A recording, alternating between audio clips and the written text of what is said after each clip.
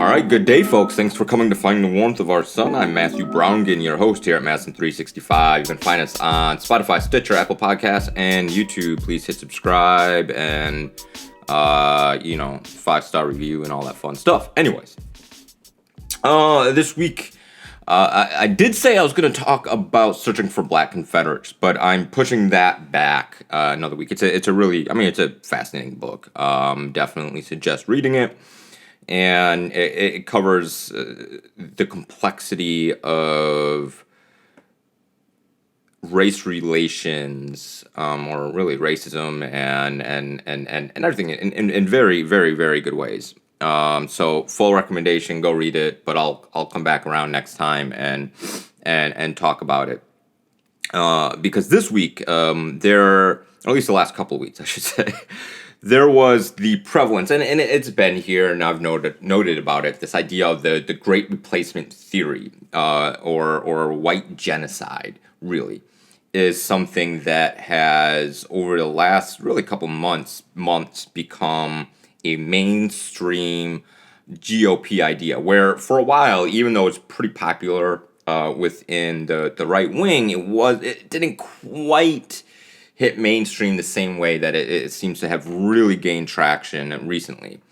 And it has been in the news in a weird way the last couple of weeks.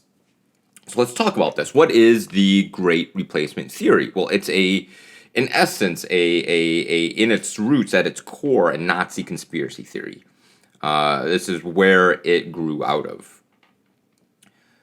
So the Counter-Extremism Project describes the Great Replacement Theory in such a way as it is a ethno-nationalist theory warning that indigenous European, i.e. white people, populations are being replaced by non-European immigrants. The Great Replacement concept was popularized by a French writer, Renaud Camus. So I can't pronounce French stuff. In a 2012 book, Le Grand Replacement, The Great Replacement, where Camus postulates that black and brown immigrants were reverse colonizing native white Europeans. Ethno-nationalist groups around the world, such as the American Identity Movement and Generation Identity, which we find and have found pamphlets here in Madison on, profess the Great Replacement theory.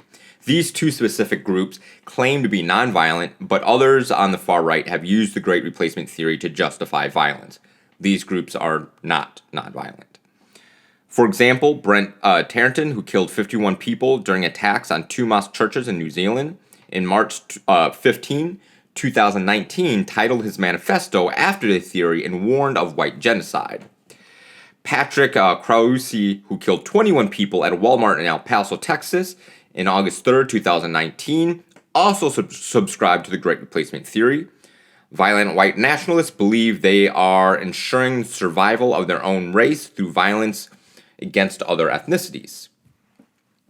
Renaud Camus, and going to be talking about him a little bit, giving it a little bit background, was a French writer and explicit white nationalist, founded a political party that advocated for the forced removal of all immigrants. Really, he's only talking about black and brown people. I'm sure if white Americans decided to immigrate to Europe and France, he wouldn't have minded. And even though he wanted to stop all immigration, we know how this goes. And even if there's inter-European immigration, again, we know how this goes. And the ending of immigration altogether. Genocide is the main party platform.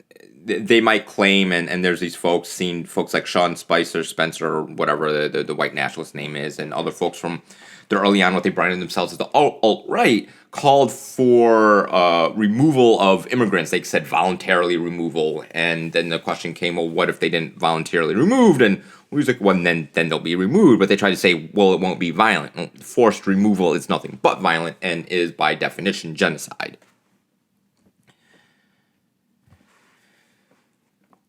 This theory has roots and echoes from Nazis and proto-Nazi literature, namely a book called Passing of the Great Race, which was written in the early 1900s, and the rising tide of color against white world supremacy, again in the early 1900s.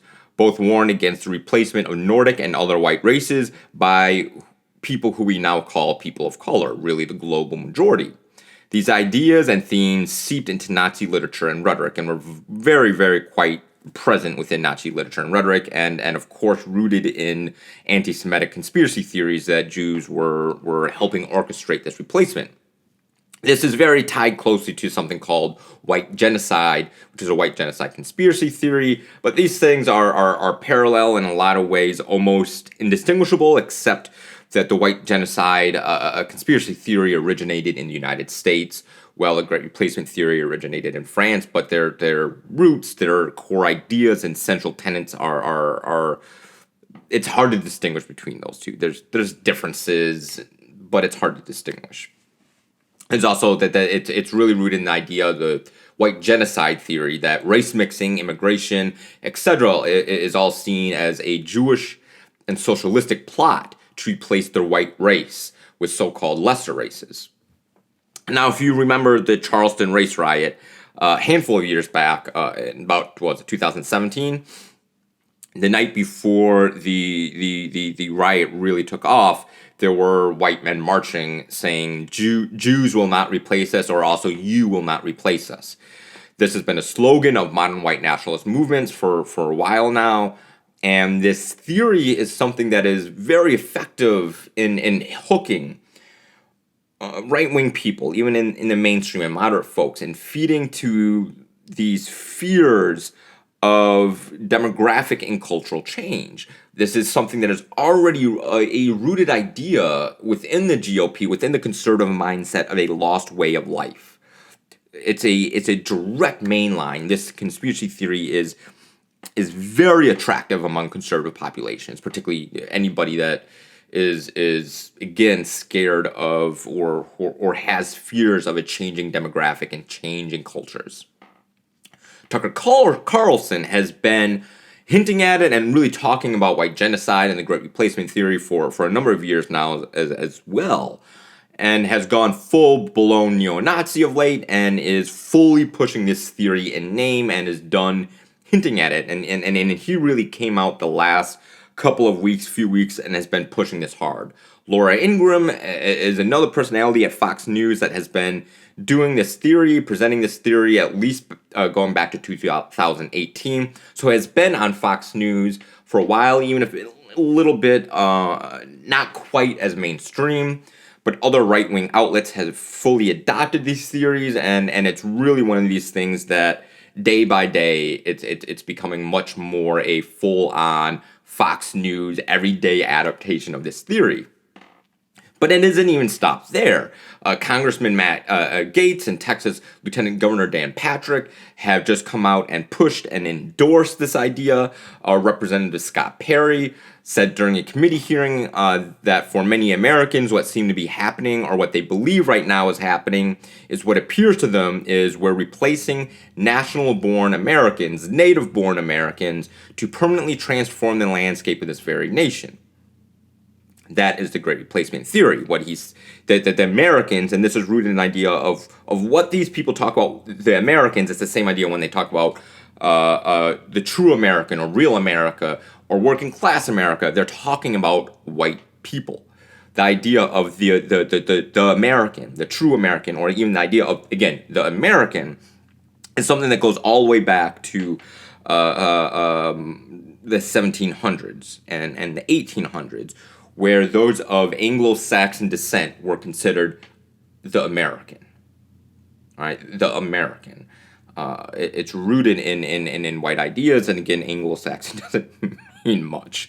That's a whole different side of white supremacy and white national. Well, not a whole different side.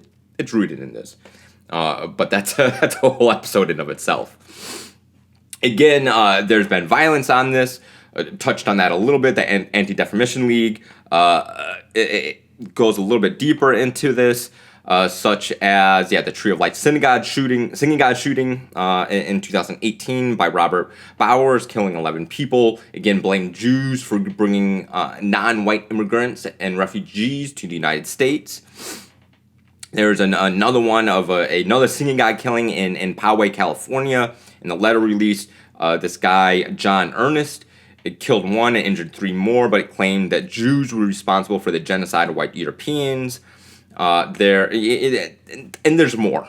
There's more. There's a lot going on around this. It is a increasingly popular and extensive or wider reaching theory than what it has been.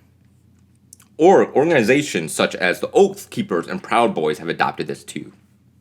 They're more mainstream than other white supremacist organizations, or at least more well known and more populated of sorts, but they're still quite radical.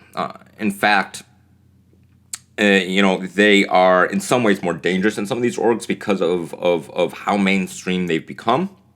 There's been a recent hack and data dump of this, of the Oath Keepers, and journalists are just starting to dig into it. The Gothamist was one of the first outlets to really dig into what this data trove and hack of Oath Keeper data showed.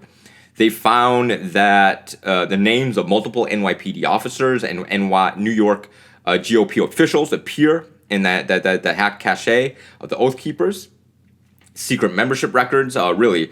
The feds are investigating this militia for its ties to the January 6th riot, or insurrection and coup attempt. There's names that match officers of the NYPD Strategic Response Group. That department's specialized units drew numerous brutality complaints from Black Lives Matter protesters. There's also membership logs that name this guy the chief of staff of the New York Guard, which reports to New York governor. This guy is also an employee of the New York State Division of Military and Naval Affairs, which oversees approximately 20,000 National Guard, naval militia, and other forces. In the logs, this person refers to the ability to recruit from New York Army and Air Guard and New York State Guard and the Coastal Guard Auxiliary. And I already talked about how there's 20 members and growing. This is really just the tip of the iceberg. We'll be seeing more reporting of this over the coming weeks, hopefully. And hopefully the outlets that have the capability to dig into this do this. Hopefully, potentially some of our local outlets will. But this is this theory and this cache of documents. This is a huge journalistic story. It's a massive journalistic story to really wrap around. And there are, particularly some of our print media are reporting on it, particularly some journalists are reporting on it, but not enough. Our media personalities that aren't fully co-opted by right-wing propaganda aren't, again, covering this at the scale it needs to be covered. The reason why this is being brought here is to at least help spread the knowledge and understanding of these types of conversations. And when you see this, you'll understand what is being talked about and what is being said and how prevalent it is becoming. Really keep your eyes and ears open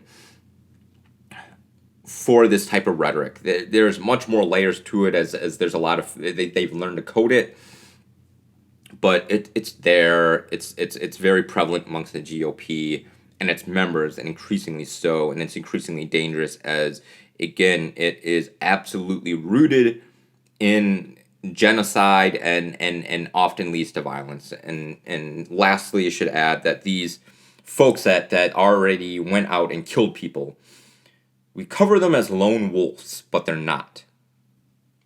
They are organized. They're organized in person, organized online. They're encouraged to do what we might dub lone wolf actions, but they're not lone wolves. Like, we wouldn't, our press, our narrative wouldn't label a suicide bomber as a lone wolf. These folks are encouraged. These online forums are organized. They talk to each other. They strategize with each other. They talk, tactics with each other and ideas with each other and encourage each other to do these things. And they hold up those that have done these massacres, either as martyrs if they're killed, or examples if they live of how to do things. They become heroes when they do these attacks. And it's a mess. So hopefully folks that are listening to this will start to, again, build these tools, start engaging their world around these things better, and kind of create that snowball effect. The better we all understand these things, the better that we're all going to be able to engage and talk about and combat these things. But that is it for this week at Finding the Warmth of Our Sun. I'm Matthew Bruggen, your host here at Madison 365. You can find us on YouTube, Spotify, Stitcher, and Apple Podcasts. Thanks for coming, and I hope you all have a good week.